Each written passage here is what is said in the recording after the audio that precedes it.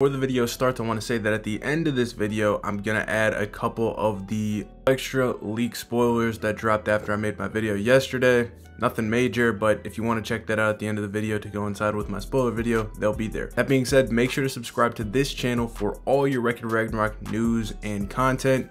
Every month I cover the full chapters. Turn on that notification bell so you never miss an upload. So today we got a pretty cool video. These are not going to be spoilers for the new chapter, although they probably will spoil some things for Okita, as this information all comes from the Shinshin Gumi Okita Tsuji prequel / spin-off series of Wreck-It Ragnarok that is canon to the manga. Now all this is thanks to Dario at Spoilers of SNV on X / Twitter. So go check the guy's page out, give him a follow if you like this kind of content, and he's also one of the main leakers for Wreck-It Ragnarok. So if you want to check out the leaks, this guy's the man. Now with that being said, I was planning on sifting through, seeing if I could find some information on this series, because there's no actual English translations for the series, so there's no way to actually read it, but it has a lot of cool important information for Okita's character that I'm sure is going to play a factor in this fight. So we get some information about Okita's backstory. Okita was born in 1840 in Edo, Japan,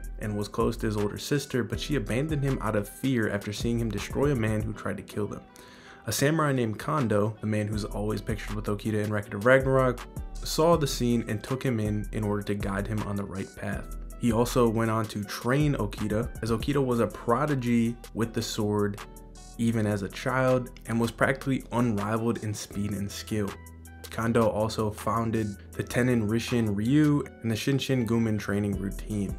Here's some information about Okita's weapon. The weapon he used is a katana, a combat katana.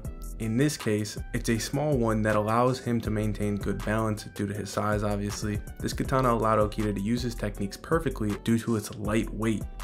And this is an awesome shot of Okita. The aura in his eyes was a thing, even in the spin-off series. So, Okita's claim to fame is speed. He's a speed demon, so he's probably going to be one of the fastest characters in Wreck-It Ragnarok if I had to guess. They go so far as to reference Okita as having Kami speed, which translates to God speed. So they think this man is fast as fuck. It is the name of monstrous speed that Okita possesses. With this, Okita was able to disappear from the sight of his opponents and finish them off without them knowing how it happened. This man's perception blitzing people. He's going invisible with speed.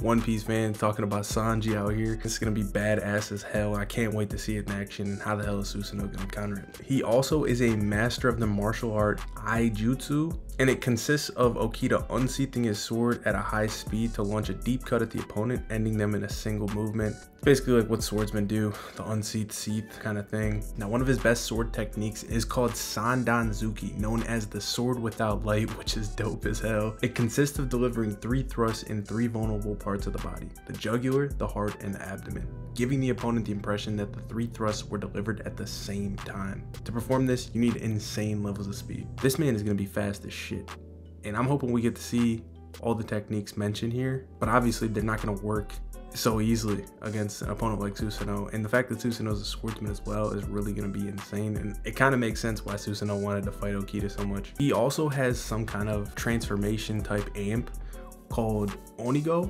which consists of constantly pumping blood to the heart, which increases his speed, reflexes, and strength, leading him to a state of euphoria from fighting non-stop. This technique has a price though, as it irredeemably damages the user's body. So this kind of reminds me of Shiva's ability with Tandava Karma, maybe because Shiva grabbed his heart, and obviously the effects of burning through his own body. It kind of reminds me of the 8 gates from Naruto. Obviously the user uses it, gets this immense amount of strength, but the 8th gate's supposed to kill you, and the other gates have effects on your body.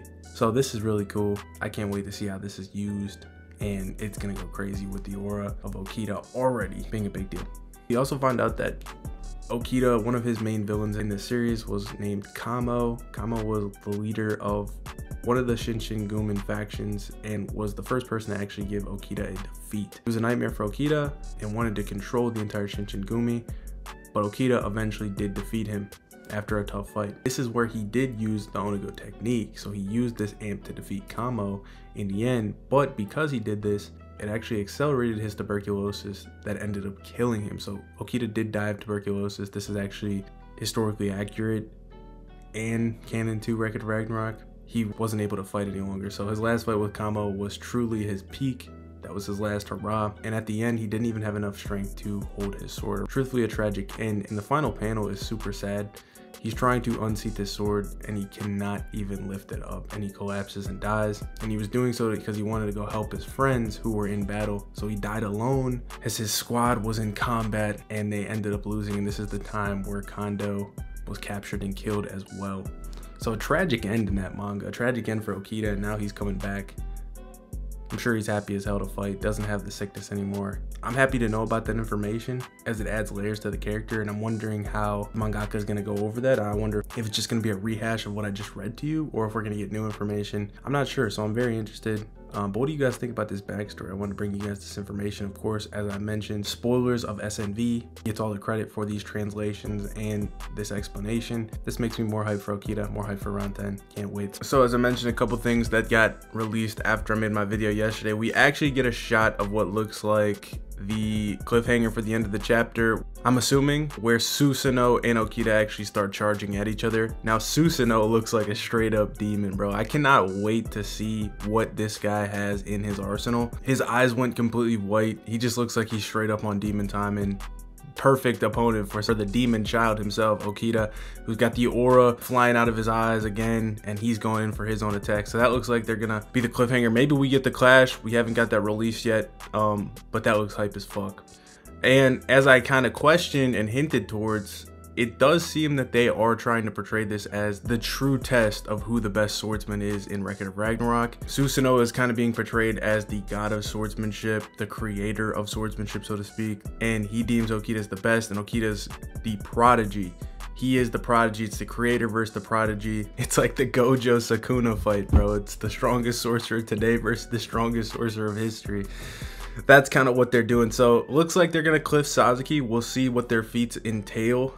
I don't know how I feel about that yet. Obviously, we'll wait and see. But regardless, this fight's gonna be peak. We also got another shot of kind of comedic relief for Kondo beating up a couple of the Shinsengumi members. He is the boss of all of them, Okita included, as I've mentioned before. So this is cool. I think their dialogue, you know how it's usually like kind of throwaway with the cutaways to the crowd with some of the dialogue people. I think that their dialogue is gonna be pretty interesting as this fight goes on. So I'm interested to hear that. I like the direction we're going. And what a time to get into Record of Ragnarok. Peak fight, round 10, everything's on the line. Let's go. Get your early predictions in now in the comments. Let me know who you think is going to win this fight, Okita or Susanoo, the creator or the prodigy, humanity or the gods. And catch you guys in the next one. Peace.